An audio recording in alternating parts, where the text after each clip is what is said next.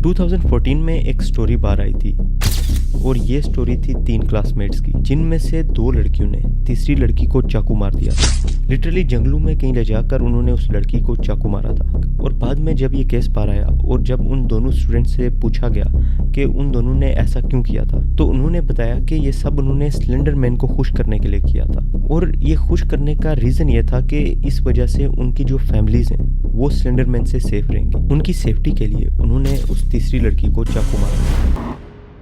Go ballistic, go crazy, stab, stab, stab, stab. Morgan handed me the knife, and then I started to count again. Stabbed 19 times, allegedly by 2 of her friends, who said they were trying to impress a fictional internet character called Slender Man.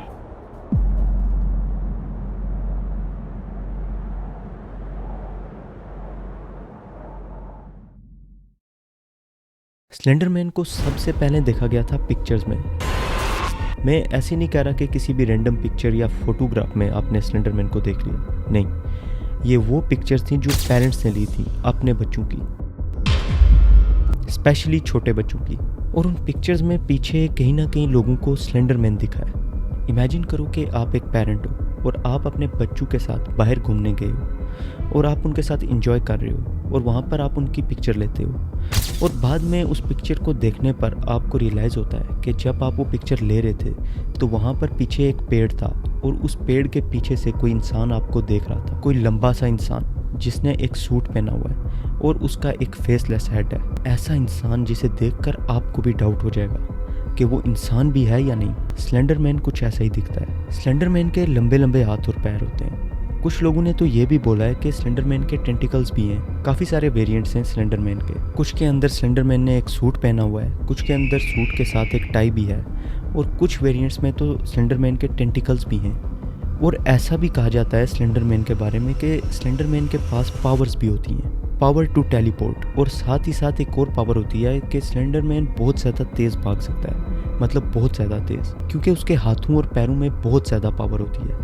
एक तरह से अगर आप slender man के victim हो और आप पर स्लेंडर मैन की नज़र पड़ जाती है तो आपका स्लेंडर मैन से भाग पाना ऑलमोस्ट इम्पॉसिबल है। स्लेंडर मैन के बारे में एक और चीज़ बोली जाती है कि जो इंसान स्लेंडर मैन के बारे में जानने की कोशिश करता है या फिर उसके ऊपर रिसर्च करता है या फिर उसके बारे में पूछता है या फिर क्यूरियस रहता है उसके बारे में, तो स्लेंडर मैन की नज़र में वो इंसान आ जाता है। कहीं ना कहीं वो इंसान स्लेंडर मैन की अटेंशन गेन कर लेता है। स्लेंडर मैन एक बहुत ही पुराना और बहुत ही फेमस टॉपिक है और अगर आप अर्बन लेजेंड की दुनिया में घुसो तो आपको स्लेंडर मैन का नाम ज़रूर सुनने को मिलेगा। और आप में से बहुत से लोग ऐसे भी होंगे जिन्हें स्लेंडर मैन के बारे में पहले से पता होगा। मेरी पिछली वीडियो भी एक अर्बन लेजेंड पर थी और अगर मुझे किसी अर्बन लेजेंड का नाम लेना है कि सबसे पॉपुलर अर्बन लेजेंड कौन है तो वो स्लेंडर मैन ही है। और इसलिए मुझे अगली वीडियो तो बनानी थी और ये वीडियो स्लेंडर मैन पर ही होनी चाहिए क्योंकि स्लेंडर मैन एक सबसे पॉपुलर अर्बन लेजेंड है। आप में से काफ़ी सारे लोग होंगे जो अभी स्लेंडर मैन की पिक्चर्स देखकर ये सोच रहे होंगे कि इससे कोई कैसे डर सकता है, कि एक फेसलेस मैन से कोई कैसे डरेगा। It's not his look, it's his vibe जिससे लोग डरते हैं। ये कहा जाता है कि अगर आप स्लेंडर मैन के विक्टिम हो तो स्लेंडर मैन अपनी वाइब से, वो कहते हैं ना कि हर इंसान की अपनी वाइब होती है। जैसे अगर कोई इंसान नेगेटिव है तो वो रेडिएट करता है नेगेटिविटी, और अगर कोई इंसान पॉजिटिव है तो वो पॉजिटिविटी रेडिएट करता है। कहीं ना कहीं वो आपको उसके ऑरा से, उसकी वाइब से पता चल जाता है। सेम चीज़ स्लेंडर मैन के केस में भी होती है कि अगर आप स्लेंडर मैन के आसपास हो तो उसका ऑरा, उसकी वाइब भी ऐसी होती है कि उससे आप पागल हो सकते हो। You can lose your mind. और साथ ही साथ उसकी वाइब की वजह से आपको बहुत से मेंटल ट्रॉमास भी मिल सकते हैं। ये ट्रॉमा आपको स्लेंडर मैन को देखने की वजह से मिल सकता है या फिर उसकी वाइब की वजह से मिल सकता है।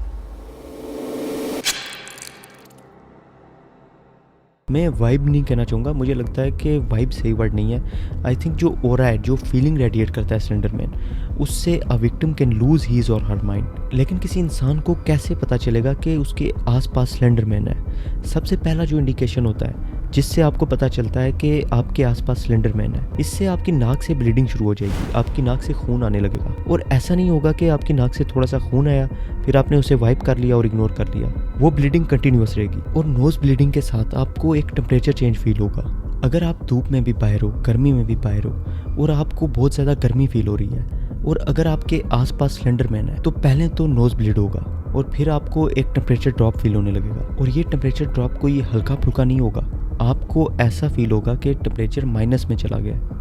सबसे बड़े क्रीपी पास्ताज और सबसे बड़े अर्बन लेजेंड्स में जो सबसे बड़ा नाम है, that is the slender man. आप में से काफ़ी सारे लोगों को ये लग रहा होगा कि ये इतना स्कैरी नहीं है, आई डोंट थिंक कि मैं इससे डरूंगा या मुझे कुछ होगा। लेकिन काफ़ी सारे लोग ऐसे हैं जिन्होंने जेन्युइनली आकर पुलिस कंप्लेंट्स की हैं कि हमने स्लेंडर मैन को देखा है और हमें वही नोज ब्लीड और टेम्परेचर चेंज फील हुआ है। और स्लेंडर मैन का टॉपिक इतना ज़्यादा पॉपुलर हो गया था बीच में कि बच्चों ने, इवन बड़ों ने कॉस्ट्यूम्स बना लिए थे स्लेंडर मैन के अपनी हैलोवीन पार्टीज़ के लिए। अपनी हैलोवीन पार्टीज़ के लिए लोग खुद स्लेंडर मैन बनकर जा रहे थे। ये टॉपिक इतना ज़्यादा पॉपुलर हो गया था। और काफ़ी सारे लोग ये भी कहते हैं कि जो स्लेंडर मैन है वो कहीं ना कहीं लिंक्ड है around the whole alien conspiracy theories, और एलियन टॉपिक्स के अराउंड कहीं ना कहीं लिंक्ड है स्लेंडर मैन। क्योंकि लोग कहते हैं कि एरिया 51 में जो लोग काम करते हैं, जिनको हम मैन इन ब्लैक कह सकते हैं, जो टर्म यूज़ करते हैं लोग, तो स्लेंडर मैन बिल्कुल वैसा ही दिखता है मैन इन ब्लैक वाले लोगों की तरह। अगर आपको थोड़ा सा भी आइडिया हो man in black conspiracy theory के बारे में, तो आपको पता होगा बीच में काफ़ी सारी कॉन्स्पिरेसी थ्योरीज आई थी कि कुछ लोग आते हैं जब भी कोई इंसान किसी एलियन को स्पॉट करता है या फिर किसी यूएफओ को स्पॉट करता है, तो कुछ लोग आते हैं उसे इन्वेस्टिगेट करने, और वो सारे लोग आते हैं ब्लैक सूट्स में और वो पूरे तरीके से पेल होते हैं और उनकी स्किन पर कोई कलर नहीं होता। कहीं ना कहीं हम कह सकते हैं कि वो स्लेंडर मैन जैसे दिखते हैं। तो इसी वजह से कॉन्स्पिरेसी थ्योरीज की दुनिया में स्लेंडर मैन को एलियन वाले टॉपिक के साथ जोड़ा हुआ है। और स्लेंडर मैन का टॉपिक काफ़ी ज़्यादा फेमस है क्योंकि उस पर 2 मूवीज़ भी बन चुकी हैं। उनमें से एक है जो 2012 में आई थी, स्लेंडर मैन द 8 पेजेस, और एक और आई थी 2018 में और उसका नाम था स्लेंडर मैन। मूवीज़ के साथ साथ स्लेंडर मैन पर बहुत से गेम्स भी बने, हॉरर गेम्स, जिन्हें आप जाकर चेकआउट कर सकते हैं। तो जस्ट बिकॉज स्लेंडर मैन का टॉपिक थोड़ा वाइडली एक्सेप्टेड है, लोग जानते हैं इस टॉपिक के बारे में, तो इसका ये मतलब नहीं है कि आप जाकर जंगलों में ढूंढने लगो स्लेंडर मैन को। एंड आई रियली होप आपको वीडियो पसंद आई होगी। अगर आपको वीडियो पसंद आई हो तो वीडियो को लाइक करें, चैनल को सब्सक्राइब करें और इस वीडियो को ज़्यादा से ज़्यादा शेयर करें।